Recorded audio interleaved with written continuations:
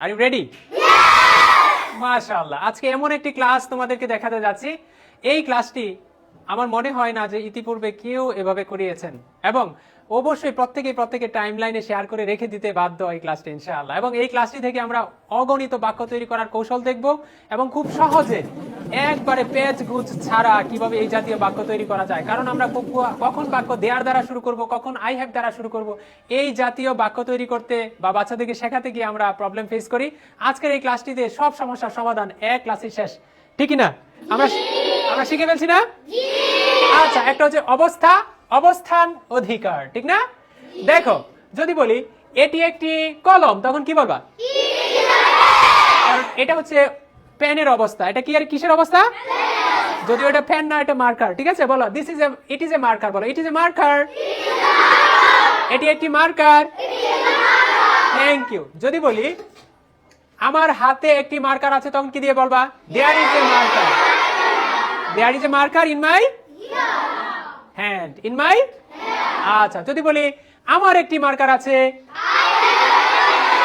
I have a marker. আমার একটি marker আছে।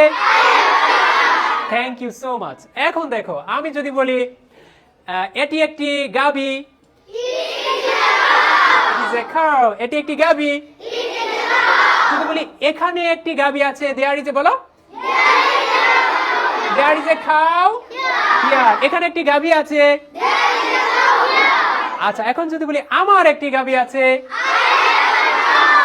আমার একটি গাবি আছে।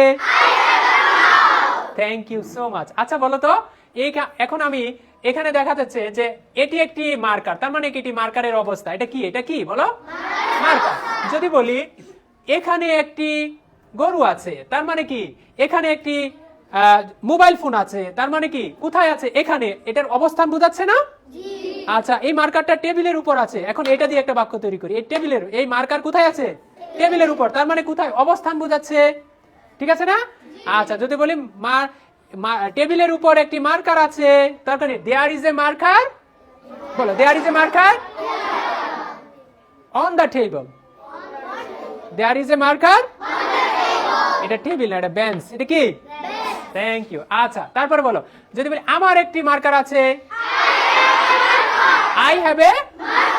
আচ্ছা, দেখো এখানে অবস্থা, অবস্থান, অধিকার। এখন দেখো, আচ্ছা যদি বলি এটা আমার মার্কার বা এটা আমার মোবাইল ফোন, তার মানে এটা কি আমার অধিকার না? আমার না? আচ্ছা, এখন আমি তোমাকে পরীক্ষা নিচ্ছি। যদি তোমরা এগুলো টেকনিক সব পারো, তারপরেও আমি তোমার একটা পরীক্ষা নিচ্ছি, দেখি কে কোন ফর্মে বাক্য তৈরি করতে হবে তোমরা কি আসলে শিখতে পেরেছো কিনা। যদি বলি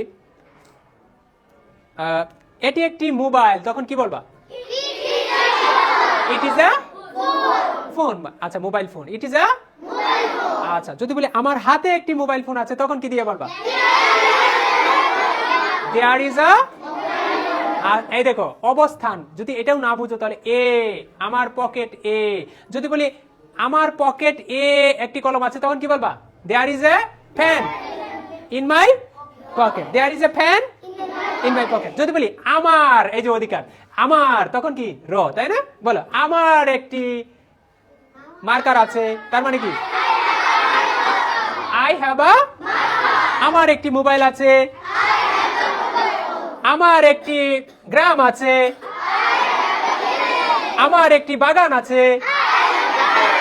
থ্যাংক ইউ। এখন আমরা এক বাক্য থেকে আরো অনেকগুলো বাক্য তৈরি করব। তারপরে ইজের জায়গায় এখানে আমরা অক্সিলারি ভার্ব চেঞ্জ করব, দিয়ে বাক্য তৈরি করব। তারপরে যেখানে সাবজেক্ট আছে, এখানে সাবজেক্ট লিখেছি আমরা, এই সাবজেক্ট গুলো চেঞ্জ করব, ঠিক আছে না? তো তোমাদেরকে তো এগুলো প্র্যাকটিস করাচ্ছে তোমাদের উস্তাদ। তাহলে আমি একটু শর্ট করে করে তোমাদেরকে ধরছি, আমার সাথে বলো। এটি একটি পাখি, ইট ইজ এ কাউ। এটি একটি পাখি, এটি একটি পাখি নয়।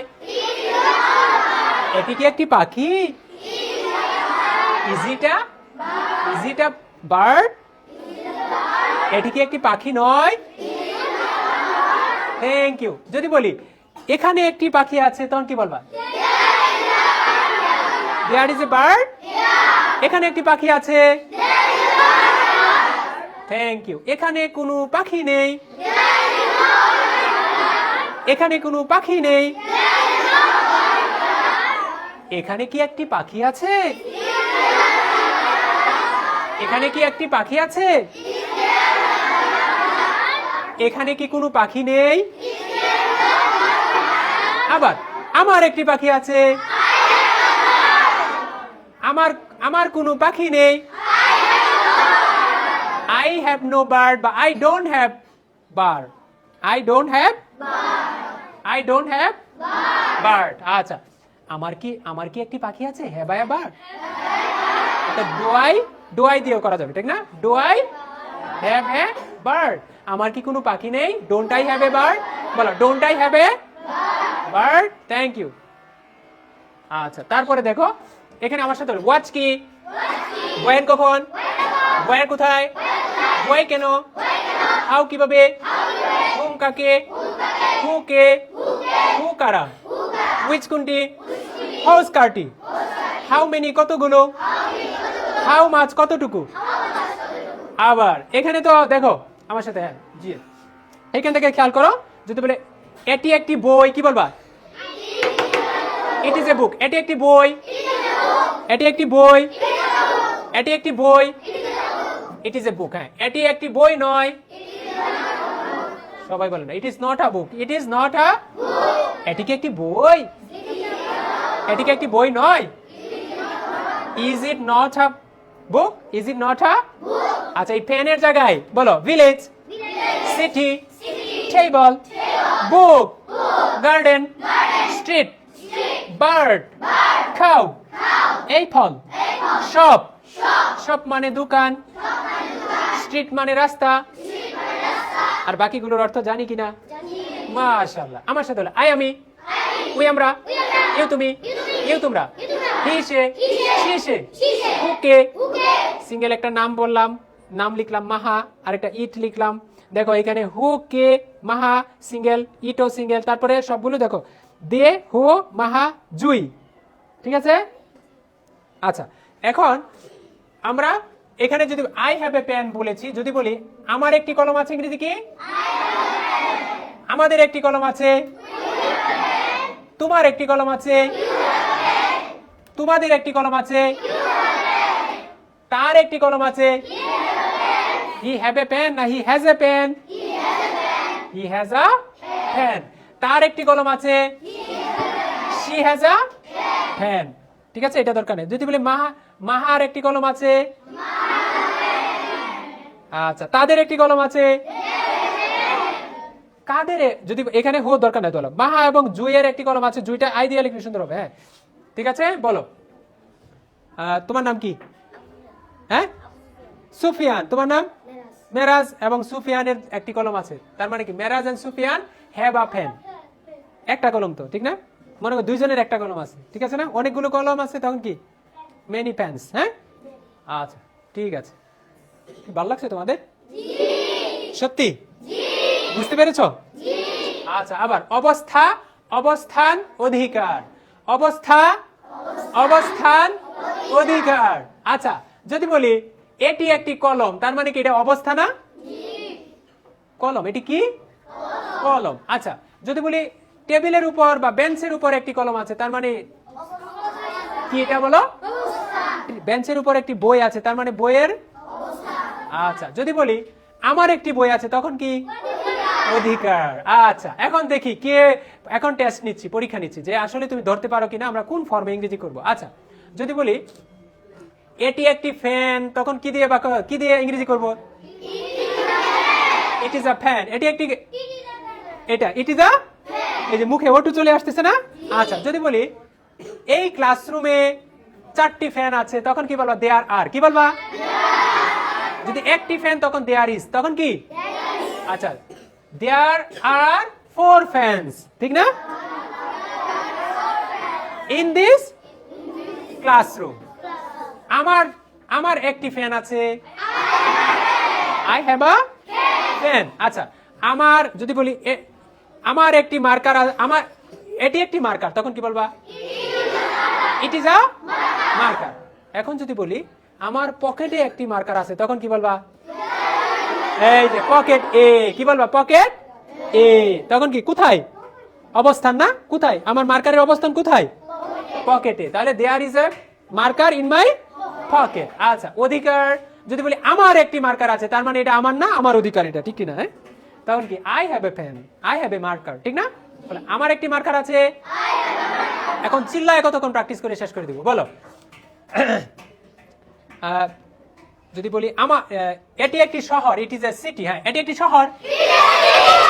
এটি একটি শহর নয়। এটি কি একটি শহর? Is it? এটি কি একটি শহর? সিটি। এটি কি একটি শহর নয়? যদি বলি এখানে একটি শহর আছে, দেয়ার ইজ এ সিটি। এখানে একটি শহর আছে, there is a city here. বলে এখানে একটি শহর আছে, এখানে কোনো শহর নেই, দেয়ার ইজ নো সিটি। এখানে কি একটি শহর আছে? Is there a city here? হ্যাঁ, এখানে কি কোনো শহর নাই? Is there no city here? আচ্ছা, আমার একটি শহর আছে, I have a city. I have a city. যদি বলি আমার কোনো শহর নাই, I have no city. I don't have city. আমার শহর নাই, আই ডোন্ট হ্যাভ দিও বলবা, আই হ্যাভ নো দিও বলবা, ঠিক আছে? আই ডোন্ট হ্যাভ সিটি বলে আমার কোনো শহর নেই, I don't have city. Thank you so much, thank you.